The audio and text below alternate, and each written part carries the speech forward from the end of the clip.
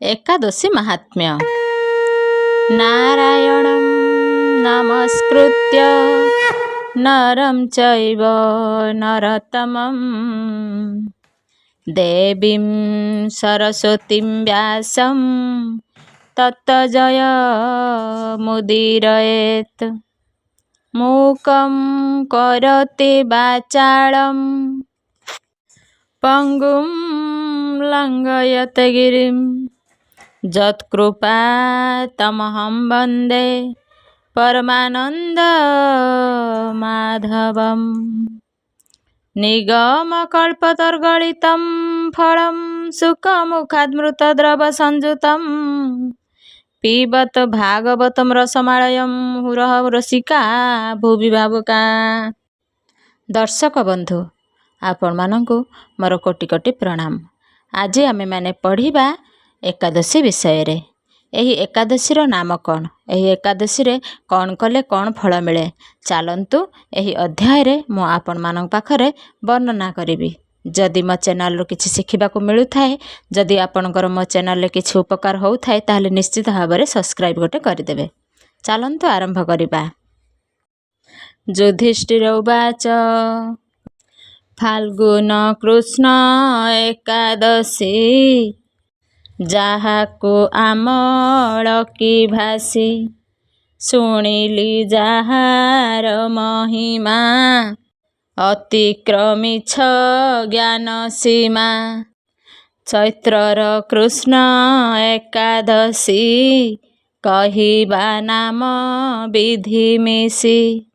श्रीकृष्ण उवाच कृष्ण कहन्ति पंडुसुत जाहा पचार लोकहित एकादशीर विशेष कहि जा अछन्ति लोमस।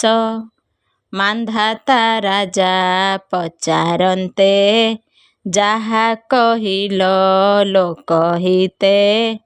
मान्धाता उवाच लोकमानंक हित पाई तुम्भंकु किछि पचारई।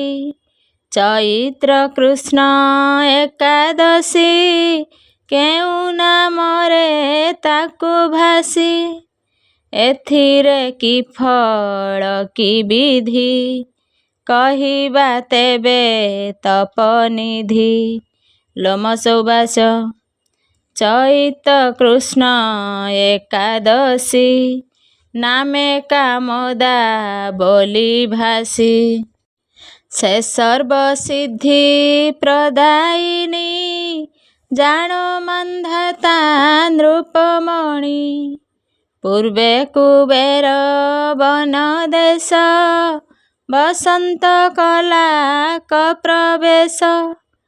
पुष्पित हेले लता माने मधुप मत्त मधुपाने। कोकिल कुहुराब कले च्युत बकुल फल बिले। उत्सुक असुर अप्सरा गंधर्व तुले हेले तोरा। चैत्र रथरे बिहरिले भ्रमरे स्वार्थ मना हेले। बादित गीत ध्वनि मेले कोकिल कफ रुह मिले। मन विकार मुनि गणे उत्सुक हेले अन्य बणे। मृगीए मृग संग छाड़ी करिले नाही पदहुड़ी।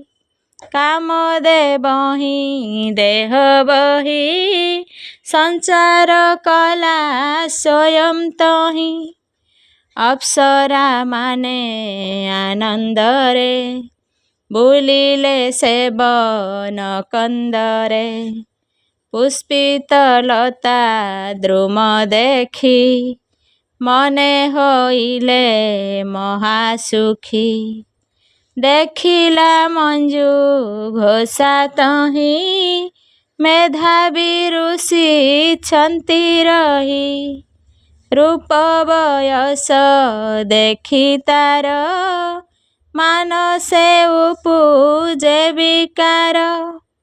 ମନେ ମନୋଜ କୀର୍ତ୍ତି ହେଲା ପୁଣି ମୋହନ ପ୍ରବର୍ତ୍ତିଲା।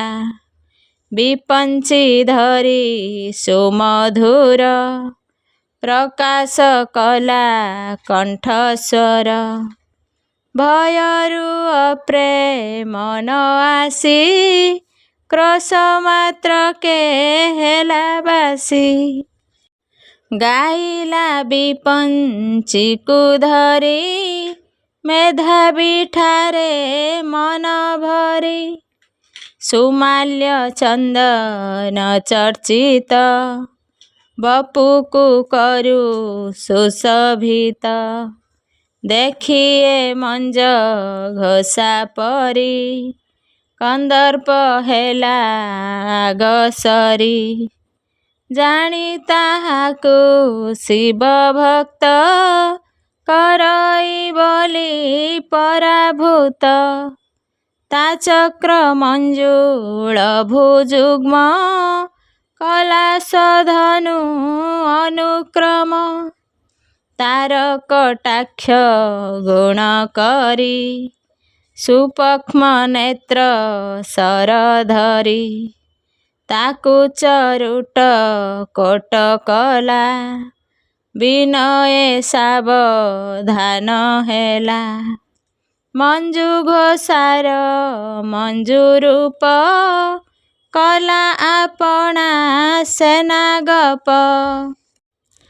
ଦେଖି ମେଧାବୀ ରୂପ କଳା କାମେ ପୀଡ଼ିତ ସେ ଅବଳା। ଶୋଭା ଅପର ସ୍ମର ପରି ଶୀତ ପବିତ୍ର ଦଣ୍ଡଧାରୀ। କରୁଣ ସେ ମେଧାବୀ ଋଷି ଚ୍ୟୁବନ ଆଶ୍ରମ ନିବାସୀ। ସେଠାରେ ମଞ୍ଜୁ ଘୋଷା ଆସି ମୁନିଙ୍କୁ ଚାହିଁଣ ପ୍ରେୟସୀ। ଆରତ ସମ ପାଇ ନାରୀ ଗାଇଲା ମନ୍ଦ ମନ୍ଦ କରି। ସୁବିଦ୍ୟା ସିଦ୍ଧି ପ୍ରଦା ଜାଣି ନିତ୍ୟ ଆରମ୍ଭ କଲା ଆଣି। ମେଖଳା କିଙ୍କିଣୀର ଧ୍ୱନି ନୂପୁର ସିଞ୍ଜିତକୁ ଘେନି। ବଳୟ ରଣତ୍କାର କଲା କି କାମ ଜୟ ଘୋଷ ଦେଲା। ଚାହିଁ ଚକିତ ମୁନିବର ମନେ ବାଜିଲା ସ୍ମରସର। ପଦନୟନ ନ ଚଳିଲେ ମଞ୍ଜୁ ଘୋଷର ବଶ ହେଲେ। ମୁନିଙ୍କି ଏତାଦୃଶ କରି ଦେଖି ପାଖରେ ବଳି ନାରୀ। କଟାକ୍ଷ ଭାବ ହାବ କରି ମୋହିତ କଲା ଅବିକାରୀ। ବାଣୀକୁ ଥୋଇ ଆଲିଙ୍ଗନ କଲା ସେ ମୁନିଙ୍କୁ ବହନ। ମୁନି ଦିଶିଲେ ମନହାରି ବଲ୍ଲରୀ ବୃନ୍ତ ତରୁ ପରି। ଲକ୍ଷଣେ ଦେଖି କାମ ତତ୍ତ୍ୱ ଗଲା ଦେହରୁ ଶିବ ତତ୍ତ୍ୱ। ରସିକା ରତି ରସ ଭଳେ ରାତ୍ର ଦିବସ ନ ଜାଣିଲେ। ଯେବେ ମୁନିର କର୍ମ ବେଳା ଜାଣି ବିମୁଖ ହେଲା ବାଳା। ତେବେ ବହୁତ ଚାଟୁ କରି ରତେ ପ୍ରବର୍ତ୍ତେ ତପଚାରି। ନିଜ ଆଚାର ଲୋପ କରି ଗଲା ବହୁତ କାଳ ସରି। ନିଜ ଭୁବନେ ଉତ୍ସୁକିତ ହୁଅନ୍ତେ ମଞ୍ଜୁ ଘୋଷ ଚିତ୍ତ। ଯିବାକୁ ମାଗିଲେ ଅନୁଜ୍ଞା ତହିଁକି ଋଷି କଲେ ଆଜ୍ଞା। ପ୍ରଭାତ ସନ୍ଧ୍ୟା ଅବଧାରୀ ଆସମ ସମୀପେ ସୁନ୍ଦରୀ। ଶୁଣିଏ ଆଜ୍ଞା ମୁନିଙ୍କର ଭୟରେ ନ ଦେଇ ଉତ୍ତର। ରମିଲା ପୁଣି ସଙ୍ଗେ ରହି ବହୁତ କାଳ ଭୀତ ହୋଇ। ତ୍ରିଦିନ ନବ ମାସ ଅନ୍ତ ବର୍ଷକ ପଞ୍ଚାଶତ।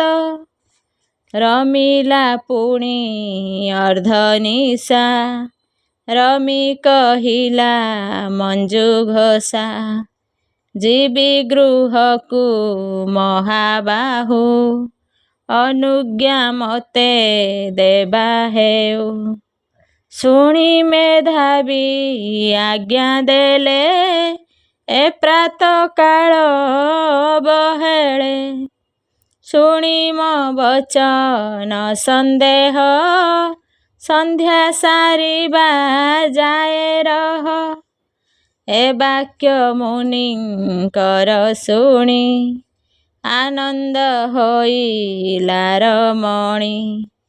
କହିଲା କିଛି ସ୍ମିତା କରି ସେ ଶୁଚି ସ୍ମିତା ବର ନାରୀ। ଅପ୍ସରୀ ଉବାଚ आहे ଅଘନ ମୁନିବର ସ୍ମରେ କେତେକ ସନ୍ଧ୍ୟା ତୋର। ସେ କାଳ ପ୍ରମାଣ କହିବା ମୋଠାରେ ସଦୟ ହୋଇବା। ପ୍ରଫୁଲ୍ଲ ନେତ୍ର ହୋଇ ମୁନି କାଳ ପ୍ରମାଣ କଲେ ପୁଣି। ତାତୁଲ୍ୟେ ସେ ରମିଲେ ପୁଣି 50 ମାସ ଜାଣି। ପୁଣି ଉତ୍ସୁକେ ମଞ୍ଜୁ ଘୋଷା ନମିଲା କରି ଯିବା ଆଶା। କ୍ରୋଧ ବହିଲେ ମୁନିବର ଦିଶିଲେ ଜ୍ୱାଳା ମାଳାଧର। ନେତ୍ର ଦୁଇରୁ ବିଷ୍ଣୁ ଲିଙ୍ଗ ମୁକ୍ତ କରନ୍ତି କୋପଲିଙ୍ଗ।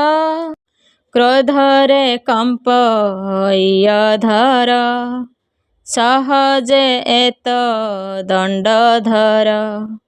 ସେ କାଳ ରୂପ ପରିମାଣି ଚାହିଣ ମୁନି ସେ ରମଣୀ। ଦୁଃଖ ଅର୍ଜିତ ତପ ଘର କ୍ଷୟକୁ ନେଲୁ ତୁମହର। ଏମନ୍ତ ବୋଲି ମୁନିବର ନାରାଜ କଲେ ତାବ ପର। ଧିକ ତମୋହି ବାସଭାବ ଧିକ କପଟ ପ୍ରୀତିଭାବ। ପିଶାଚ ହୁଅ ଏହି କ୍ଷଣେ ନ ପଡୁ ଏ ରୂପ ଲକ୍ଷଣେ। ଶାପକୁ ଶୁଣି ଏତ ବୃଷା କମ୍ପି ବୋଇଲା ଏ ମୋ ଦଶା। ତୁମ୍ଭ ସଦୟେ ମୁନିବର ଏ ଶାପ ନିଃସୃତି ବିଚାର। ଏମନ୍ତେ ବୋଲି ପାଦେ ପଡ଼ି ପାଣି ପଙ୍କଜ ପଦ ଲୋଡ଼ି। ବୋଇଲେ ଅପରାଧ ମୋର କ୍ଷମା କରିବ ମୁନିବର। ବଚନ 5-7 ପଦେ ସନ୍ଥଙ୍କ ସଙ୍ଗ ହୁଅ ମୁଦେ। ତୁମ ସଙ୍ଗରେ ମୁନିବର ନେଲି ମୁଁ ବହୁତ ବସର।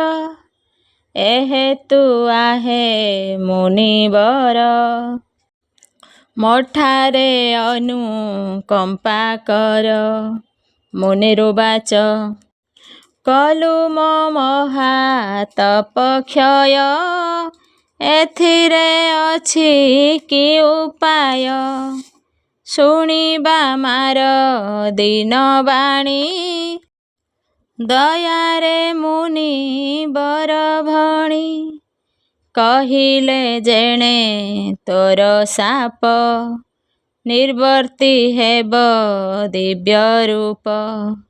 ଚୈତ୍ରର କୃଷ୍ଣ ଏକାଦଶୀ, ପାପ ମୋଚନୀ ନାମେ ଭାସୀ। ସର୍ବପାତକ କ୍ଷୟକାରୀ, ମୋ ବ୍ରତ ଜାଣ ସୁକୁମାରୀ। ମଞ୍ଜୁ ଘୋଷାକୁ ଏତେ କହି, ମେଧାବୀ ଗଲେ ଲତା ଯହିଁ। ଆଶ୍ରମେ ମେଧାବୀକି ଦେଖି, କହେ ଚ୍ୟବନ ହୋଇ ଦୁଃଖୀ। ହେ ପୁତ୍ର ଏ କି ବିଧି କଲ, କଲା ସୁକୃତ କ୍ଷୟ କଲ।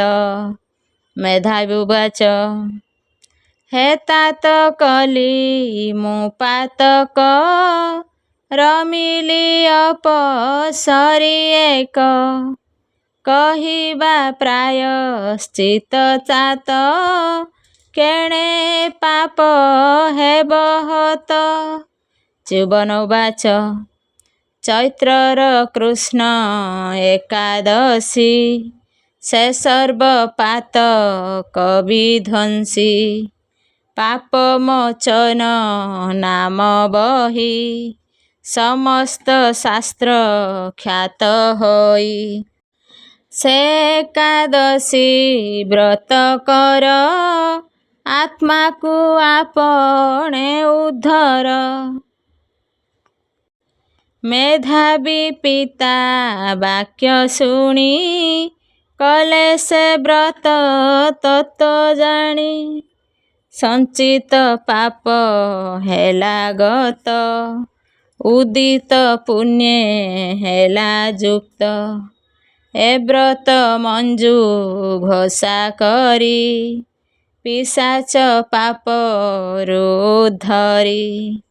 ପୂର୍ବୁ ଅଧିକ ରୂପ ବହି, ସ୍ୱର୍ଲୋକ ଗଲା ଥିଲା ଯହିଁ। ଲୋମଶୋବାଚ ଏ ପାପ ମୋଚନିକା ବ୍ରତ, କରିବ ଯେ ଅବାନିୟତ। ତାର ସମସ୍ତ ପାପ କ୍ଷୟ, ହୁଅଇ ନୃପ ନିଃସଂଶୟ।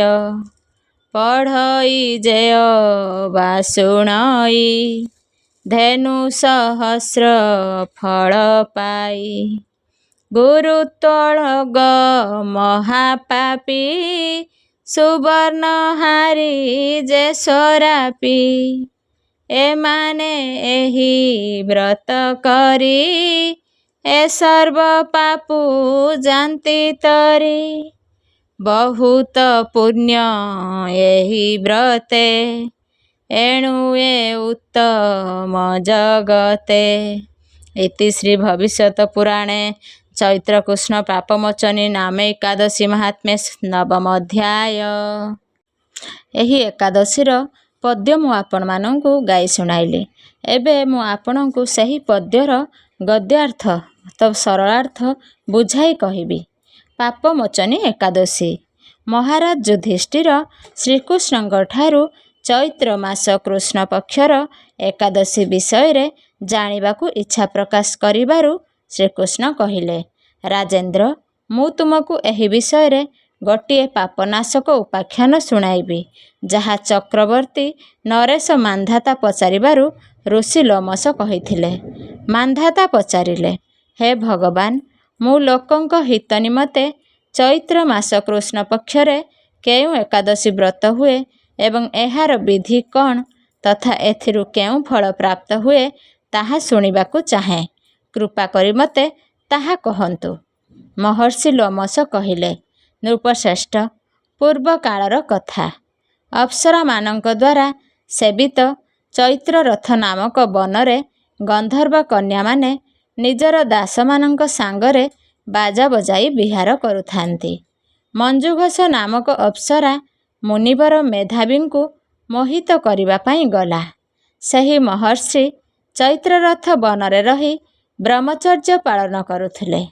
ମଞ୍ଜୁଘୋଷ ମୁନିଙ୍କ ଭୟରେ ଆଶ୍ରମଠାରୁ ଏକ କୋଶ ଦୂର ହିଁ ରହିଗଲା ଏବଂ ସୁନ୍ଦର ଶୈଳୀରେ ବୀଣା ବଜାଇ ମଧୁର ଗୀତ ଗାଇବାକୁ ଲାଗିଲା। ମୁନିଶ୍ରେଷ୍ଠ ମେଧାବୀ ବୁଲି ବୁଲି ସେପଟେ ଗଲେ ଏବଂ ଅପ୍ସରାକୁ ଏହି ପ୍ରକାର ଗାୟନ କରିବାର ଦେଖି ମହାଭିଭୂତ ହୋଇଗଲେ। ମୁନିଙ୍କର ଏପରି ଅବସ୍ଥା ଦେଖି ମଞ୍ଜୁଘୋଷ ତାଙ୍କ ପାଖକୁ ଆସିଲେ ଏବଂ ବୀଣା ତଳେ ରଖି ତାଙ୍କୁ ଆଲିଙ୍ଗନ କରିବାକୁ ଲାଗିଲେ। ମେଧାବୀ ମଧ୍ୟ ତା ସଙ୍ଗରେ ରମଣ କରିବାକୁ ଲାଗିଲେ। ଦିନ ରାତି କିଛି ସେମାନଙ୍କୁ ଜଣା ପଡ଼ୁନଥିଲା। ଏହି ପ୍ରକାର ସେମାନଙ୍କର ବହୁତ ଦିନ ଅତିବାହିତ ହୋଇଗଲା। ମଞ୍ଜୁଘୋଷା ଦେବଲୋକଙ୍କୁ ଯିବା ପାଇଁ ପ୍ରସ୍ତୁତ ହେଲା। ଯିବା ସମୟରେ ସେ ମୁନିଶ୍ରେଷ୍ଠ ମେଧାବୀଙ୍କୁ କହିଲେ, ବ୍ରହ୍ମନ୍, ଏବେ ମୋତେ ମୋ ରାଜ୍ୟକୁ ଯିବା ପାଇଁ ଆଜ୍ଞା ଦିଅନ୍ତୁ। ମେଧାବୀ କହିଲେ, ଦେବୀ, ଯେ ପର୍ଯ୍ୟନ୍ତ ପ୍ରାତଃସନ୍ଧ୍ୟାର ସମୟ ନ ହୋଇଛି ସେ ପର୍ଯ୍ୟନ୍ତ ତୁମେ ମୋ ପାଖରେ ରହ। ଅପ୍ସରା କହିଲା, ବିପ୍ରବର, ଏପର୍ଯ୍ୟନ୍ତ କେତେ ଯେ ସନ୍ଧ୍ୟା ଚାଲିଗଲାଣି ଜଣା ନାହିଁ। ମୋ ପାଇଁ କୃପା କରି ବିତି ଯାଇଥିବା ସମୟର ବିଚାର ତ କରନ୍ତୁ। ଲୋମଶ କହିଲେ, ରାଜନ୍, ଅପ୍ସରାର କଥା ଶୁଣି ମେଧାବୀ ଆଶ୍ଚର୍ଯ୍ୟ ହୋଇଗଲେ। ସେ ଯେତେବେଳେ ବିତି ଯାଇଥିବା ସମୟର ହିସାବ କଲେ ସେତେବେଳେ ଜଣାପଡ଼ିଲା ଯେ ତା ସଙ୍ଗରେ ତାଙ୍କର 57 ବର୍ଷ ବିତିଗଲାଣି। ସେ ତାଙ୍କ ତପସ୍ୟାର ବିନାଶକାରିଣୀ ଜାଣିବାକୁ ମୁନିଙ୍କର ତା ଉପରେ ବହୁତ କ୍ରୋଧଜାତ ହେଲା। ସେ ଅଭିଶାପ ଦେଇ କହିଲେ, ପାପିନୀ, ତୁ ପିଶାଚୀ ହୋଇଯା। ମୁନିଙ୍କ ଶାପରେ ଦଗ୍ଧ ହୋଇ ସେ ବିନୟପୂର୍ବକ ନତମସ୍ତକ ହୋଇ କହିଲା, ହେ ବିପ୍ରବର, ମୋତେ ଶାପରୁ ଉଦ୍ଧାର କରନ୍ତୁ। 7 ବାକ୍ୟ କହିଲେ ଅଥବା 7 ପାଦ ଏକ ସଙ୍ଗରେ ଚାଲିବା ମାତ୍ରେ ସତ୍ପୁରୁଷଙ୍କ ସଙ୍ଗରେ ମୈତ୍ରୀ ହୋଇଯାଏ। ହେ ବ୍ରହ୍ମନ୍, ମୁଁ ତ ଆପଣଙ୍କ ସାଥିରେ ଅନେକ ବର୍ଷ ବିତାଇଛି, ଏଣୁ ହେ ସ୍ୱାମୀ, ମୋ ଉପରେ କୃପା କରନ୍ତୁ। ମୁନି କହିଲେ, ଭଦ୍ରେ, କ'ଣ କରିବି? ତମେ ମୋର ବହୁତ ବଡ଼ ତପସ୍ୟା ନଷ୍ଟ କରିଦେଲ। ତଥାପି ଶୁଣ, ଚୈତ୍ର କୃଷ୍ଣ ପକ୍ଷରେ ଯେଉଁ ଶୁଭ ଏକାଦଶୀ ଆସେ ତାର ନାମ ପାପମୋଚିନୀ, ତାହା ସାପ ଉଦ୍ଧାରିଣୀ ତଥା ସର୍ବପାପ କ୍ଷୟକାରିଣୀ ସୁନ୍ଦରୀ। ସେହି ବ୍ରତ କଲେ ତୁମର ପିଶାଚତା ଦୂର ହୋଇଯିବ। ଏପରି କହି ମେଧାବୀ ନିଜ ପିତା ମୁନିବର ଚ୍ୟବନଙ୍କୁ ଆଶ୍ରମକୁ ଗଲେ। ତାଙ୍କୁ ଆସିବାର ଦେଖି ଚ୍ୟବନ ପଚାରିଲେ, ପୁତ୍ର, ଏ କ'ଣ କଲ? ତୁମେ ତ ନିଜ ପୁଣ୍ୟ ନାଶ କରିଦେଲ। ମେଧାବୀ କହିଲେ, ପିତାଶ୍ରୀ, ମୁଁ ଅପ୍ସରା ସଙ୍ଗରେ ରମଣ କରିବାର ପାତକ କରିଛି। ଏବେ ଆପଣ ଏଭଳି କୌଣସି ପ୍ରାୟଶ୍ଚିତ କହନ୍ତୁ ଯାଦ୍ୱାରା ଏ ପାତକ ନାଶ ହୋଇଯିବ। ଚ୍ୟବନ କହିଲେ, ପୁତ୍ର, ଚୈତ୍ର କୃଷ୍ଣ ପକ୍ଷରେ ଯେଉଁ ପାପମୋଚନୀ ଏକାଦଶୀ ଆସେ ଏହାର ବ୍ରତ କଲେ ପାପରାଶି ବିନାଶ ହୋଇଯିବ। ପିତାଙ୍କର ଏହି କଥା ଶୁଣି ମେଧାବୀ ସେହି ବ୍ରତାନୁଷ୍ଠାନ କଲେ। ଏହାଦ୍ୱାରା ତାଙ୍କର ପାପ ନଷ୍ଟ ହୋଇଗଲା ଓ ସେ ପୁଣି ତପମୟ ହୋଇଗଲେ। ଏହି ପ୍ରକାର ମଞ୍ଜୁଘୋଷା ମଧ୍ୟ ଏହି ଉତ୍ତମ ବ୍ରତ ପାଳନ କଲା ଏବଂ ଏହାର ପୁଣ୍ୟ ବଳରେ ପିଶାଚ ଯୋନିରୁ ମୁକ୍ତ ହେଲା ଓ ଦିବ୍ୟ ରୂପ ଧାରିଣୀ ଶ୍ରେଷ୍ଠ ଅପ୍ସରା ହୋଇ ସ୍ୱର୍ଗଲୋକକୁ ଚାଲିଗଲା। ଭଗବାନ ଶ୍ରୀକୃଷ୍ଣ କହିଲେ, ରାଜନ୍, ଯେଉଁ ଶ୍ରେଷ୍ଠ ମନୁଷ୍ୟ ପାପମୋଚନୀ ଏକାଦଶୀ ବ୍ରତ କରନ୍ତି ସେମାନଙ୍କ ସମସ୍ତ ପାପ ନଷ୍ଟ ହୋଇଯାଏ। ଏହାକୁ ପଢ଼ିଲେ ଓ ଶୁଣିଲେ ସହସ୍ର ଗୋଦାନର ଫଳ ମିଳେ। ବ୍ରହ୍ମହତ୍ୟା, ସୁବର୍ଣ୍ଣ ଚୋରି, ସୁରାପାନ ଏବଂ ଗୁରୁପତ୍ନୀ ଗମନକାରୀ ମହାପାତକୀ ମଧ୍ୟ ଏହି ବ୍ରତ କଲେ ପାପମୁକ୍ତ ହୋଇଯାଆନ୍ତି। ଏହି ବ୍ରତ ଅତ୍ୟନ୍ତ ପୁଣ୍ୟମୟ।